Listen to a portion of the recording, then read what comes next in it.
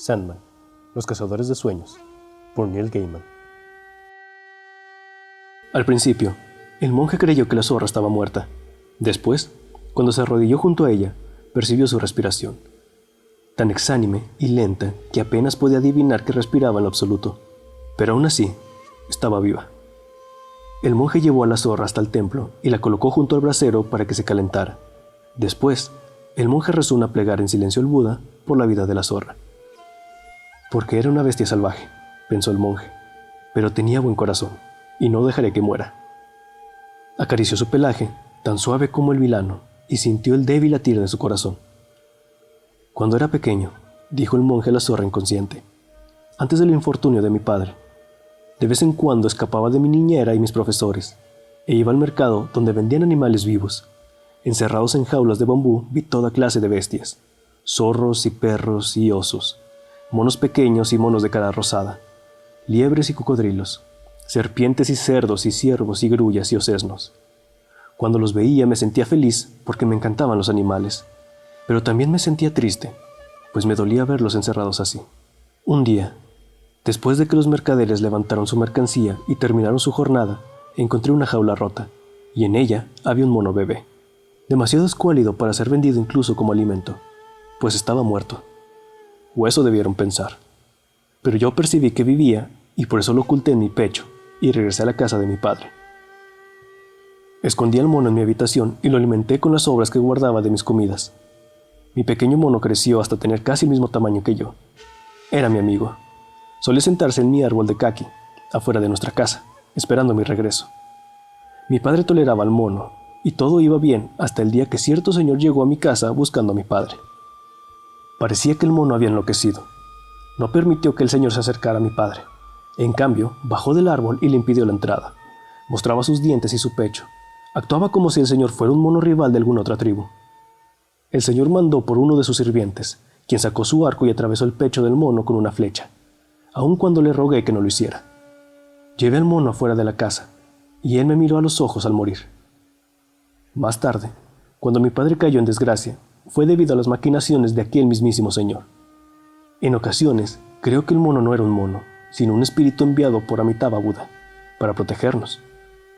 Y eso habría hecho si lo hubiéramos escuchado y comprendido. Esto fue hace tanto, pequeña zorra, antes de que fuera monje, en una vida ya muerta para mí. Pero aún así, aprendemos. Y quizá, con todos tus trucos de zorra, quizá tú también deseabas protegerme. Y entonces el monje le rezó una plegaria al Amitabha Buda y otra a Kishimoyin, quien era un demonio antes de encontrar al Buda y quien protege niños y mujeres, y también a Dainichi Nyorai, y por último, también le rezó una breve plegaria a Vinsuru Harada, quien fue el primero de los discípulos del Buda y a quien le fue prohibido entrar al Nirvana. El monje elevó sus plegarias a todas estas entidades, implorando su ayuda y su intervención por la pequeña zorra. Y al terminar sus rezos, la zorra siguió postrada, flácida e inerme sobre la estera, como una cosa muerta. Había un pueblo al pie de la montaña, casi a mediodía de camino. Quizá, pensó el monje, en el pueblo haya un doctor o una mujer sabia que pueda ayudar a la zorra. Y sin pensarlo 2 veces, levantó el débil cuerpo de la zorra y la llevó cargando por el camino de la montaña que eventualmente los llevaría hasta el pueblo. Hacía frío, y el monje temblaba bajo su delgada ropa. Mosquitos gigantes, los últimos y los más viejos y más desagradables del año, zumbaban a su alrededor. Lo seguían por el camino y se esforzaban por molestarlo. A mitad del recorrido, el riachuelo de la montaña se convertía en un río pequeño y sobre este había un puente. Cuando el monje se acercó al puente, vio a un anciano que subía por el camino hacia él. El anciano tenía una larga barba blanca y largas cejas, y se apoyaba sobre un largo y curvado bastón al andar. Tenía un aire de sabiduría y serenidad, pero también de malicia, o eso le pareció al monje. El viejo esperó a que el monje lo alcanzara en el puente.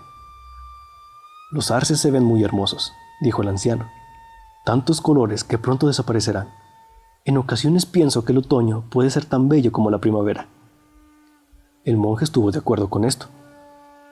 «Vaya, ¿qué es lo que llevas cargando?», preguntó el anciano. «Parece un perro muerto. ¿No es algo muy impuro para un monje?». «Es una zorra», contestó el monje, «y no está muerta». «¿Y vas a matarla?». preguntó el anciano bruscamente. Iré a buscar una cura para ella, dijo el monje. El anciano tenía un aspecto muy severo.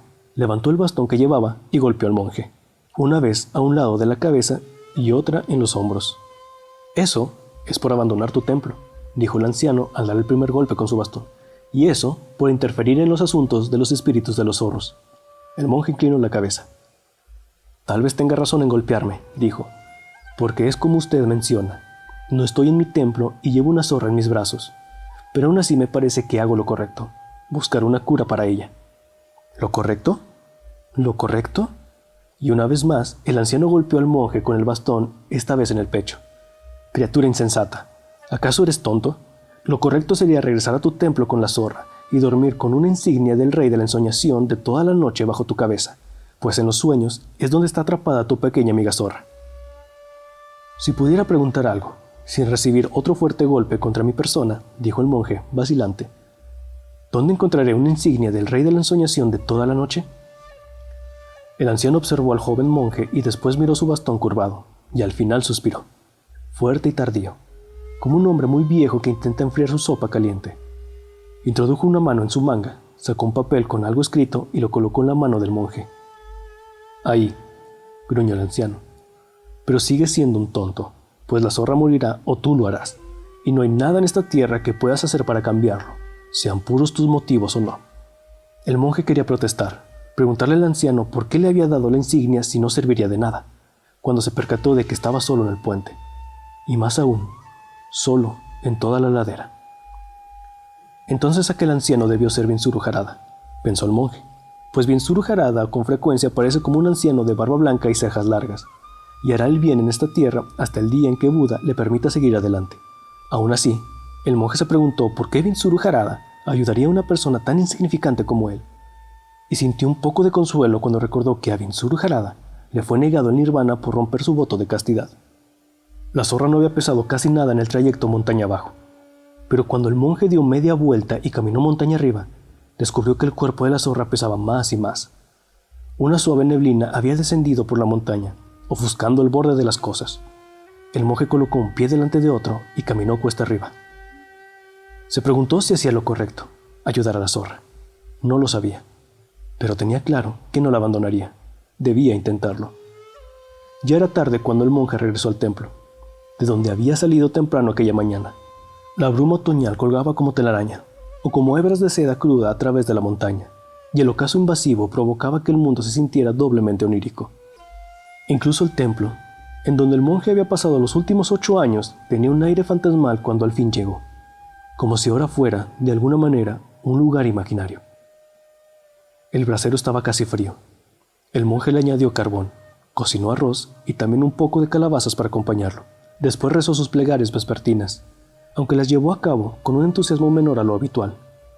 Una cosa es rezar, pero otra es rezarle a entidades que quizá no solo estén escuchando, sino que también te buscarán en el camino y te golpearán en la cabeza con un bastón si dices algo que las ofende. Ante la luz parpadeante del brasero, el monje experimentó una extraña ilusión. Le pareció que un fragmento de su sombra había desaparecido, como si lo hubieran arrancado. La zorra dormía como una cosa muerta. La zorra era tan pequeña. El monje acarició el suave pelaje con la mano. Después, inspeccionó el trozo de pergamino que Binzuru Harada le había entregado. No podía leer lo que estaba escrito. Parecía que los caracteres se movían y resplandecían al verlos, como caracteres en un sueño.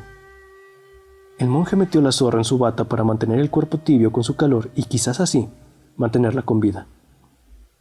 Se acostó sobre su estera para dormir y colocó el papel bajo su almohada, y entonces, cansado de caminar montaña abajo y después regresar, durmió.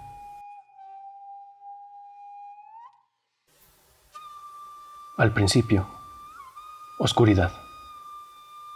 En la oscuridad una luz centellante apareció, después otra y otra. Las luces se movían. Eran luciérnagas. Primero unas pocas, después un enjambre, y después cientos de miles de luciérnagas brillaban con su fuego frío en la oscuridad. Le recordaron al monje un río de estrellas, o un puente de estrellas, o un listón, que trepaba por la oscuridad, etéreo y brillante. Y sobre este listón, el monje comenzó a caminar. En su mano sostenía un trozo de papel que brillaba aún más que las luciérnagas. Mientras caminaba, las luciérnagas que encendían y apagaban su luz comenzaron a caer. Se precipitaban como pétalos de camelia. El monje se precipitó con ellas. Se dio cuenta que, mientras caía, no lo hacía a través de las luciérnagas, sino a través de la Vía Láctea, el río de los dioses que atraviesa el cielo nocturno. Aterrizó con suavidad en una roca estéril, verde malaquita. Se puso de pie. Caminó a través de la verde planicie cristalina. En su sueño llevaba unas enormes sandalias de madera, del tipo que se usa en época de lluvias, para mantener a las personas lejos del lodo. Entre más caminaba, las sandalias se iban gastando más y pronto quedó descalzo sobre la planicie, la cual era tan filosa como cientos de cuchillos, y la sangre que brotaba de la planta de sus pies dejaba manchas rojas a su paso. Caminó a través de unos huesos monstruosos, dentados, rotos e inhumanos. Caminó a través de un pantano húmedo y caliente, y el aire estaba lleno de mosquitos que mordían e insectos aún más pequeños que el ojo humano no podía distinguir fácilmente. Estos últimos se posaban sobre la piel y el rabillo de sus ojos y lo picaban, hinchando las partes donde habían atacado. En poco tiempo, el aire quedó negro de tantas criaturas. Su trozo de papel brillaba intensamente. Lo levantó frente a él y continuó caminando. Después salió del pantano. Escupió el último de los negros insectos que se había alojado en su garganta y también se limpió los ojos. Caminó a través de un jardín que le habló. Le advirtió que regresara, que no debía molestar al rey de los sueños y que debería permanecer en el jardín y caminar por sus veredas y sentarse junto a sus dulces aguas. El monje nunca entendió cómo fue que el jardín le habló. Dejó el jardín, con renuencia, y continuó caminando. Se dio cuenta de que estaba parado ante dos casas, una junto a la otra, y que había dos hombres sentados en la veranda de una de ellas, pescando con cañas en el estanque. «Busco al rey de la ensoñación de toda la noche», dijo el monje. «¿Voy por buen camino?» «¿Cómo no podrías hacerlo si todos los caminos son suyos?», preguntó el primero de los hombres. El segundo hombre, que era gordo y parecía triste, no dijo nada. El monje desdobló la insignia y se la mostró, y fue entonces, si acaso todavía dudaba, que tuvo la certeza de que estaba soñando. Ahora sí podía leer los caracteres en el papel que llevaba. Eran caracteres simples, tan simples que no entendía cómo no pudo leerlos antes. Describían a alguien que daba forma, que moldeaba y formaba cosas a partir del caos y la nada, que transmutaba cosas amorfas e informes en aquello que no era real, pero sin lo cual lo real no tendría significado. El segundo hombre estornudó para llamar la atención del monje, y después señaló casi por accidente hacia una colina en específico. El monje hizo una reverencia, les agradeció y caminó rumbo a la colina. Cuando miró atrás, casi llegando a la colina, vio que el hombre gordo flotaba boca abajo en el estanque, mientras su asesino lo contemplaba desde el balcón de su casa. Cuando estaba a punto de llegar, miró atrás una vez más y vio que la casa se había ido, y los hombres y el estanque, y donde habían estado, ahora era un cementerio. Ante él había una casa enorme, construida para encajar perfectamente con su entorno. Era a la vez un templo y un castillo y una casa. Era un lugar de cascadas y jardines, de biombos pintados y elegantes techos curvos. No sabía si era una casa o cientos de ellas. Vio patios y huertos y árboles, flores de primavera y hojas de otoño y fruta de verano. Todo crecía lado a lado en los árboles de este extraño jardín. Brillantes aves cantaban desde esos árboles. Eran de un azul y un rojo tan vívidos que parecían flores voladoras, y los temas que cantaban eran extrañamente fugaces. El monje nunca había visto un lugar así. Había una puerta tallada, construida de madera dorada, con extrañas bestias esculpidas en ella. El monje se acercó a la puerta y golpeó un pequeño gong que colgaba ahí. El gong no produjo sonido, pero estaba seguro que aquellos que debían saber que él estaba ahí, lo sabían. La puerta cambió y se transformó. Una criatura de colores variados estaba frente a él. Un pájaro monstruoso, con la cabeza de un león, dientes afilados, cola de serpiente y alas enormes. Era un Itsumade gigantesco, una criatura de leyenda. «Revela tu propósito», dijo el Itsumade. «¿Quién eres y por qué deseas molestar a mi amo?» «Este lugar es tan bello», dijo el monje, «y su belleza lo es aún más al saber que cuando despierte, Todos los demás lugares eran inferiores, pues no serán este palacio. ¿Realmente estoy parado en los jardines del palacio del Rey de los Sueños? Sus palabras fueron gentiles, pero también implicaban un reproche al guardián de la puerta, pues incluso un monstruo debería tener un poco de cortesía. Este es el palacio de los sueños, gruñó el Itsumade. Dime qué deseas o te devoraré. El monje extendió su mano para mostrarle al Itsumade el trozo de papel que le habían dado, el cual brillaba con luz propia. El Itsumade bajó la cabeza y refunfuñó. No lo sabía, dijo. Creí que solo eras un soñador. En ese momento, el monje se percató de que alguien lo observaba desde lo alto de un pino negro. El vigilante era un cuervo, enorme, negro y oscuro, y cuando descubrió que lo miraban, descendió hasta el monje con un descomunal batir de alas, aterrizando en el camino a unos cuantos pasos frente a él. Sígueme, dijo el cuervo, con una voz como el rechinar de dos rocas chocando entre sí. ¿Me llevarás con el Rey de los Sueños?, preguntó el monje.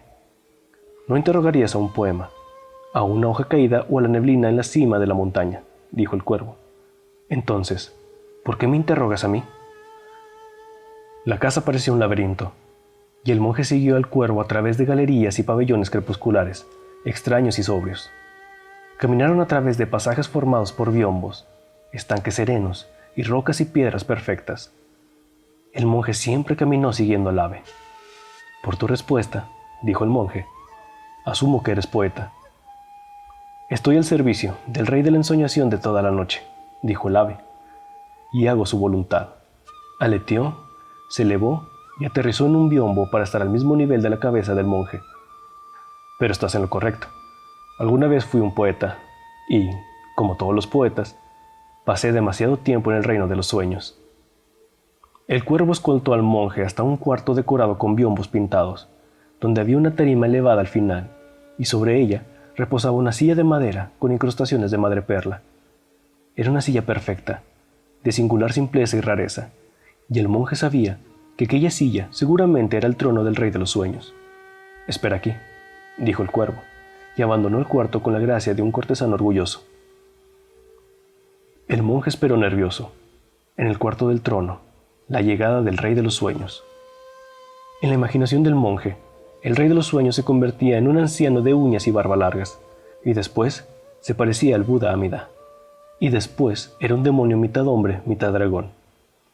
Los biombos pintados que acotaban la habitación captaron su mirada. Siempre y cuando los mirara permanecían quietos e inmóviles, pero cuando desviaba la vista y volvía a mirar, veía cosas que no había percibido antes. Las criaturas se movían cuando no estaba viendo. Las historias terminaban y nuevas comenzaban. Un momento estaba solo en el trono, contemplando los biombos pintados, y después ya no lo estaba. El Rey de los Sueños se sentó en la silla sobre la tarima. El monje hizo una profunda reverencia.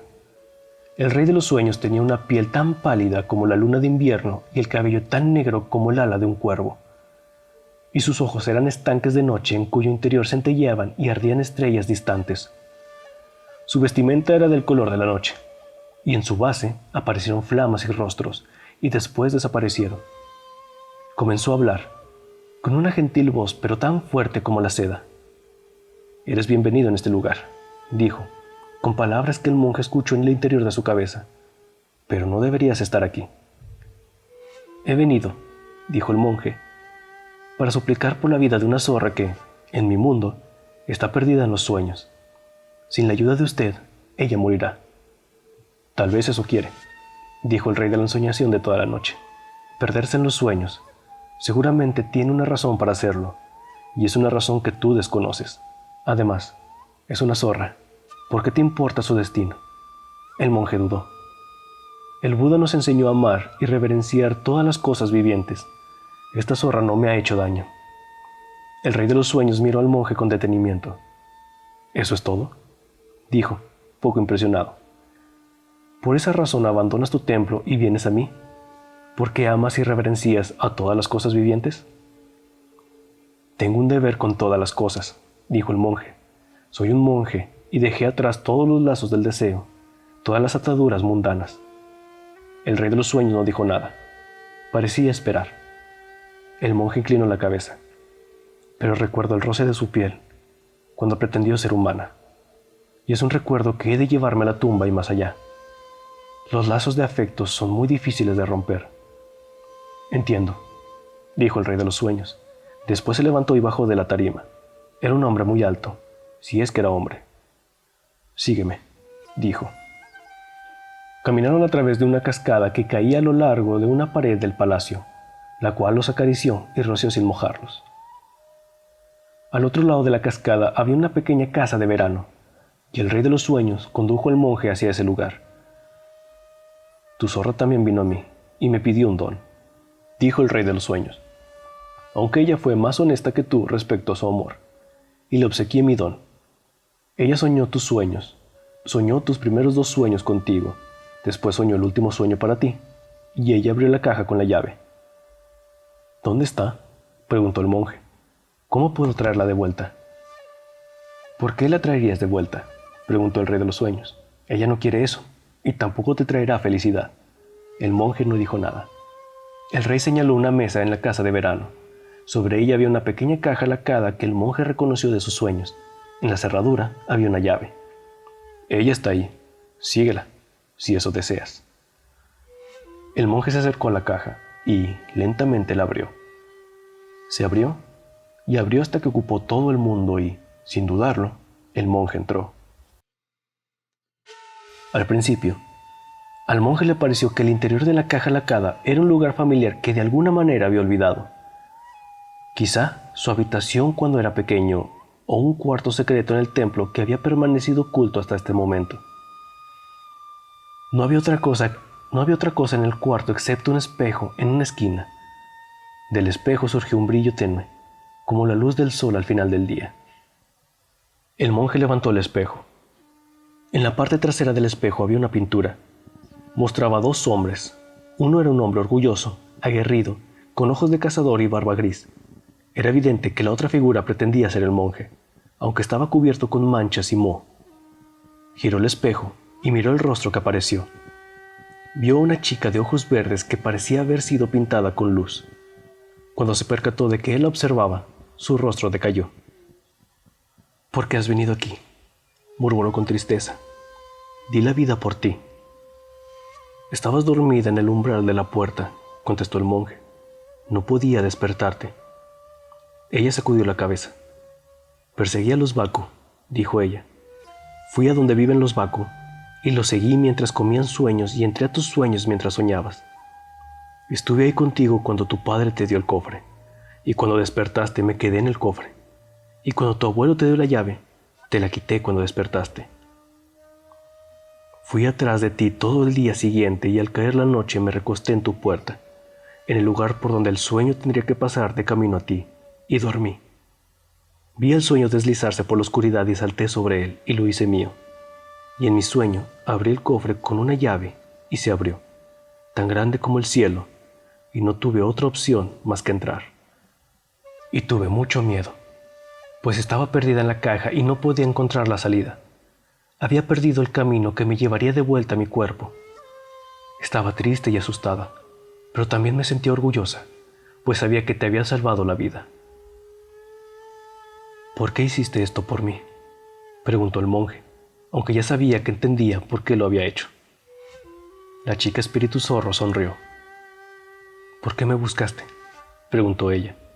¿Por qué has venido aquí? Porque me importas, contestó él. Ella bajó la mirada. Entonces, ahora estás aquí y ahora conoces la verdad. Debes saber que es hora de irte. Salvé tu vida. El Onmyoji, tu enemigo, morirá en tu lugar. Y tú puedes regresar a tu templo, cosechar tus calabazas y tus tontos ñames secos. Y cuando sea el momento, di una plegaria por mí. Vine a liberarte, dijo el monje. Es mi deber. ¿Y cómo vas a liberarme?, dijo la chica cabizbaja. ¿Puedes romper el metal del espejo? No, respondió el monje. No puedo. Y pronunció el nombre que había sido escrito en el trozo de papel que Binsuru Harada le había dado en el puente. Junto a él estaba el rey de los sueños. Bueno, dijo el rey, ¿estás listo para dejar este lugar? Mi señor, dijo el monje, soy un monje. Solo poseo mi plato de limosnas. Pero el sueño que la zorra soñó era mío por derecho. Pido que me sea devuelto. Pero, dijo el rey, si te regreso el sueño, tendrás que morir en lugar de la zorra. Lo entiendo, dijo el monje, pero es mi sueño, y no dejaré que ella muera en mi lugar. El rey de los sueños asintió. Su rostro no cambió, pero el monje pensó que esta situación lo había puesto triste, aunque también estaba complacido. Y el joven monje sabía que su petición había sido la correcta. El rey hizo un gesto, y el espejo yacía desocupado en el suelo, mientras que la zorra espíritu estaba parada junto al monje en la oscuridad. Hiciste lo correcto, a un alto precio, le dijo el rey al monje. Así que, ahora yo haré algo por ti. Tendrás un poco de tiempo para despedirte de la zorra. La zorra espíritu se arrojó al suelo a los pies del rey. Pero juraste ayudarme, exclamó ella. Y te ayudé. No es justo, dijo la zorra. Y con una calma imperceptible, los dejó a los dos solos en aquel lugar. Esto es todo lo que la historia nos cuenta por ahora, que el rey los dejó solos para que se despidieran. Quizás se despidieron de manera formal, incómodos, el espacio entre ellos, entre un hombre que renunció al mundo y a una zorra espíritu. Un abismo infranqueable. Sin duda es posible. Pero uno recuerda todo lo que habían hecho el uno por el otro, y uno podría inferir que, en este punto, hicieron el amor, o que soñaron que lo hicieron. Quizá. Cuando terminaron de despedirse, el rey de los sueños regresó con ellos. Ahora todo será como debió ser, dijo, y el monje descubrió que contemplaba a la zorra desde el espejo. Habría dado mi vida por ti, murmuró ella, con tristeza. Vive, dijo el monje. Serás vengado, dijo la zorra. El Onmyoji que te hizo esto aprenderá las consecuencias de robarle a un zorro. El monje miró a la chica zorra desde el espejo. No busques venganza, sino al Buda, dijo el monje. Y entonces dio media vuelta y se alejó caminando al corazón del espejo, donde desapareció. La zorra se sentó en el yermo de rocas, detrás del enorme zorro negro de los sueños. Todo lo que hice, dijo ella, todo lo que intenté, todo para nada. Nada se hace totalmente para nada, dijo el zorro de los sueños. Nada es desperdiciado. Eres más vieja, tomaste decisiones y no eres la zorra que eras ayer. Toma lo que aprendiste y sigue adelante. ¿Dónde está ahora?, preguntó. Su cuerpo está en su estera para dormir, en el templo. Su espíritu irá a donde debe ir. Entonces morirá, dijo ella. Sí, dijo él. Me pidió que no buscara venganza, sino que buscara al Buda, dijo la zorra espíritu con tristeza. Un sabio consejo, dijo el zorro de los sueños. La venganza puede ser un camino sin fin. Sería inteligente de tu parte evitarlo. ¿Y? Buscaré al Buda, dijo la zorra sacudiendo su cabeza. Pero antes buscaré venganza. Como desees, dijo el zorro de los sueños. Y la zorra no sabía si él estaba feliz o triste, satisfecho o insatisfecho. Agitó su cola y se alejó saltando a través del paisaje de los sueños, dejando a la pequeña zorra más sola que nunca. Despertó en el templo a un costado de la montaña, junto al cuerpo del monje. Sus ojos estaban cerrados y su aliento era débil, y su piel era del mismo color que la espuma del mar. Era doloroso tenerlo ahí, después de haberse despedido de él, pero se quedó y cuidó su cuerpo. Murió pacíficamente al siguiente día. Un funeral se llevó a cabo en el pequeño templo, y lo enterraron en la ladera de la montaña, junto a los otros monjes que habían cuidado el pequeño templo en los siglos pasados. La luna llena llegó y se fue, y la luna menguante se alzó en el cielo. El maestro del Yin Yang seguía vivo, y más aún, sentía que su miedo desaparecía en su interior. Tomó la caja lacada, la llave negra y los pequeños platos de porcelana, y los envolvió en la tela cuadrada de seda, que ahora solo mostraba su rostro, porque de la otra figura pintada solo quedaba la sombra de una mancha. Y a medianoche, los enterró bajo las raíces de un árbol que había sido golpeado por un rayo tiempo atrás y que ahora tenía una forma retorcida muy perturbadora. Se sentía bien de estar vivo. Estaba tan feliz como nunca lo había estado. Fueron buenos días para el Onmyoji. Había luna llena otra vez cuando una doncella de alta alcurnia lo visitó para consultarlo sobre días más propicios. Una neblina pesada colgaba en el aire aquel día y enroscaba sus arcillos alrededor de la casa del Omnyoji. Pagó la sabiduría del Omnyoji con monedas de oro tan viejas que casi no tenían rasgos y con arroz de la mejor calidad. Después abandonó la casa, en un magnífico carruaje tirado por bueyes. El maestro del Yin Yang le dijo a un sirviente que la siguiera a caballo y descubriera quién era la doncella y dónde vivía. Varias horas más tarde, el sirviente regresó. Dijo que la doncella vivía en una casa vieja pero impresionante, varios ríos al norte de Kioto, y le describió el área al Omnyoji. Los días pasaron. El Omnyoji no podía olvidar el rostro de la doncella y tampoco su manera de caminar, respetuosa y seductora al mismo tiempo. Imaginó que la poseía, que la tocaba, que la hacía suya. Cuando cerraba los ojos por la noche, la doncella estaba ahí. Su cabello tan largo y pero tan negro. Sus ojos, del matiz de las hojas verdes, desenroscándose a la luz de la primavera. Sus pies, que se movían como ratones diminutos. La delicadeza de sus manos sobre el abanico. Su voz, como una canción de ensueño. Cuando quiso hacer el amor con su concubina, descubrió que ella no le interesaba y regresó a su cuarto, donde escribió un poema comparando sus sentimientos por la doncella con el viento otoñal, agitando la superficie de un estanque que, hasta ahora, había permanecido inmóvil, y lo entregó al sirviente para que se lo llevara a la doncella. El sirviente trajo una respuesta, un poema en donde ella hablaba del reflejo de la luna en el estanque agitado por el viento.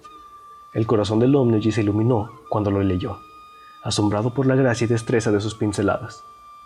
Le preguntó a su oráculo sobre ella.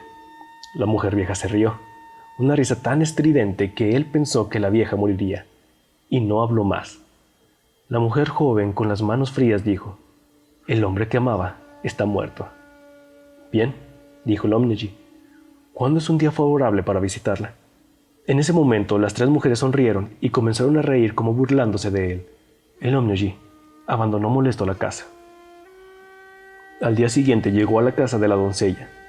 Suplicó perdón por su visita y aseguró que se había visto obligado, por el conocimiento revelado en los sortilegios, a dejar su casa y viajar hacia el norte, una dirección favorable, y que necesitaba pasar la noche en el norte antes de dirigirse a la ciudad en la mañana. Ella lo invitó a cenar. La casa era magnífica. La doncella y él cenaron solos, y durante la noche los sirvientes llevaron los mejores alimentos que el Omnyoji jamás hubiera comido. «Nunca había probado algo tan exquisito», dijo, mordisqueando una carne exótica cubierta por una salsa fría. «Y pensar», dijo ella, «si no hubiera estado aquí, habrías tenido que cenar en las ruinas de una vieja casa abandonada y alimentarte de ratones y arañas». Al término de la cena, el Omnyoji dejó claro que le gustaría disfrutar los favores físicos de la doncella. Ella sirvió sake para ambos y le dijo que eso era imposible. «¿Por qué querría ocupar el segundo lugar en tus afectos?», preguntó ella. «Tienes una esposa, tienes una concubina. ¿Qué sería yo?». «Seré tuyo y de nadie más», dijo el Omnyoji. «Eso dices», aseguró ella. «Pero después de hacerme el amor, tu esposa y tu concubina te parecerán más atractivas y yo me quedaré en este lugar, sola. No creo que debas pasar la noche aquí. Tu carruaje te llevará a otra casa donde puedas pasar la noche. Si alguna vez estás libre para amarme, solo a mí, entonces regresa. Dalo por hecho», dijo él. «Pero nunca podré ser tuya», dijo ella, «mientras tengas tu casa, pues querré que vivas conmigo en la mía. Mi casa será tuya, ciertamente, tuya por siempre. Pero si tuvieras otra, probablemente la extrañarías y algún día me dejarías por tu propia casa». La doncella cambió de posición, levemente, y el Omnyoji imaginó ver por un instante la blancura voluptuosa de un pecho entre sus vestiduras. «Me encargaré de mi casa», dijo el Omnyoji, en cuya mente solo existía la flama de la lujuria. «Y hay una cosa más», dijo la doncella, mientras sus ojos verdes ardían en los de él. «Se trata de tu magia. ¿Cómo podré ser tu amor, tu esposa, sabiendo que dominas a los Tengu y a los Oni? Y que en tus pergaminos tienes el conocimiento para transformarme en un ave si te contradigo». La doncella se inclinó para servirle un poco más de sake, provocando que su bata se abriera aún más, y el Omnyoji vio un seno blanco, coronado por un pezón tan rosa como la puesta de sol. Con esto, el Omnyoji saltó para agarrarla, pero la doncella lo esquivó con destreza, alejándose, como si apenas lo hubiera notado. Le deseó buenas noches. Cuando el Omnyoji comprendió que su tiempo juntos había terminado, Suspiró tan fuerte que pareció que las bisagras del mundo rechinaran. Entonces una locura descendió sobre él, o eso dicen. La siguiente noche hubo 2 incendios en la ciudad de Kioto. La primera casa que se quemó era del Omnyuji, la 17ª casa más fina en toda la ciudad. Nadie sospechó de él, pues había abandonado la casa un poco antes ese mismo día, en una carreta llena con todos sus pergaminos y sus herramientas mágicas. Fue un incendio trágico. Su esposa y su concubina y sus sirvientes estaban dormidos en el interior de la casa. Todos perecieron en las llamas. La otra casa que se quemó era una casucha en las afueras de la ciudad, en un vecindario de mala reputación. Era una casa donde vivían 3 mujeres que se decían eran videntes y herbolarias. Nadie sabe si estaban en la casa cuando se quemó, pues los únicos restos que encontraron fueron las cenizas de los huesos y cráneos de bebés y niños pequeños. Fue una tarde cuando el maestro del Yin Yang llegó a la casa de la doncella que había robado su corazón. «Mi casa se quemó», dijo, «y mis mujeres están muertas. No tengo a quien amar, excepto a ti, y en ningún lugar a donde ir que no sea este». Ella le sonrió. Una sonrisa de tal felicidad que al Omnyuji le pareció que el sol había salido y brillaba solo para él. «Y en mi carreta», le dijo a ella, «tengo mi conocimiento. Todos mis pergaminos, todas mis herramientas mágicas, todos los amuletos y varitas y nombres que me dan poder sobre los espíritus y demonios, que me permiten adivinar el futuro. Todo esto lo traje aquí, a tus pies». La doncella sintió, y varios de sus sirvientes se llevaron la carreta y vaciaron su contenido, y se llevaron las cosas que había traído. «Listo», dijo el Omnyuji, «ahora soy tuyo, y nada puede interferir entre nosotros». «Todavía hay algo entre nosotros», le dijo ella, «tu vestimenta. Quítatela, deja que te vea tal como eres». La locura y la lujuria se combinaron en las venas del Omnyuji. Se quitó la ropa y se quedó parado ahí, desnudo, en la neblina del crepúsculo. Ella levantó la ropa del Omnyuji y se la quedó. Él abrió sus brazos, listo para recibir a la doncella. La doncella se acercó a él. «Ahora», ella murmuró, «no tienes casa, ni esposa, ni concubina, ni magia, ni ropa. Perdiste todo, y por eso, ahora yo te daré algo». La doncella llevó sus manos a la cabeza del Omnyuji y le acercó a sus labios, como si fuera a darle un beso, justo arriba de un ojo. «Pero conservarás la vida», dijo, «pues a él no le hubiera gustado que te matara». Los dientes de una zorra son muy filosos, y con una sacudida de su cola, desapareció. Al siguiente día, encontraron al maestro del Yin Yang en el terreno de una casa que había sido abandonada 20 años antes, cuando cayó en desgracia el oficial cuya familia vivía ahí. Algunos dijeron que la culpa lo llevó hasta ahí, pues 15 años antes, el Omnyuji había estado al servicio del señor que ocasionó la caída de aquella familia. Estaba desnudo, avergonzado y completamente loco. Algunos dicen que fue la pérdida de su esposa y su casa en un incendio lo que lo llevó a la locura. Otros dijeron que fue la pérdida de su ojo, aunque entre los supersticiosos se dice que fue la magia de los zorros. Sus viejos conocidos lo evitaron a partir de ese momento, cuando lo veían mendigando en las calles, usando solo trapos para cubrir su desnudez, solo un trapo en la cabeza para cubrir la ruina de su rostro. Vivió en la miseria y la suciedad hasta que murió, sin felicidad alguna en su vida, excepto la felicidad pasajera de los sueños. Pero las historias no cuentan acerca de cómo vivió más allá de este punto, ni de cómo murió. Pero, ¿de qué sirvió?, preguntó el cuervo. ¿De qué sirvió?, preguntó el rey de la ensoñación de toda la noche. Sí, dijo el cuervo. El monje tenía que morir, y murió.